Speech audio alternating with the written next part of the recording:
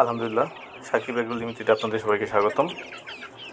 আজকে ভাবলাম মুরগিগুলোকে নতুন কী খাওয়ানো যায়, তাই ভাবলাম আজকে তাদেরকে হালকা ফিডের সাথে আটা মিক্সার করে খাওয়ালে কী হয়।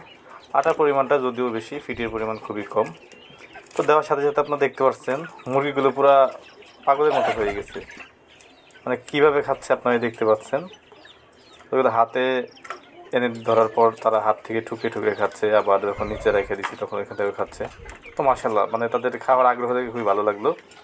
তো সবসময় ট্রাই করি মুরগিগুলোকে একটু নতুন ভিন্নভাবে একটু খাবারটা সার্ভ করার জন্য। তো যে টাইগার মুরগিগুলো দেখতেছেন, ওরাও খুব খাবার জন্য খুবই আগ্রহী।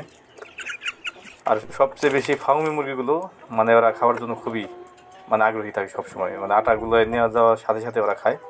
তবে জানি না এটা ওদের পাকস্থলীর জন্য ভালো হবে না খারাপ হবে। তো আপনারা যদি কেউ জানেন যে এটা আসলে ওদের জন্য উপকারী হবে না আবার পরে কোনো প্রবলেম দেখা দিবে, অবশ্যই আমাকে কমেন্টে জানাবেন, আমি কৃতজ্ঞ থাকবো। আর নিত্য নতুন ভিডিও পেতে সাকিব এগ্রোর সাথে থাকবেন। সকলে ভালো থাকবেন। আল্লাহ হাফেজ, আসসালামু আলাইকুম।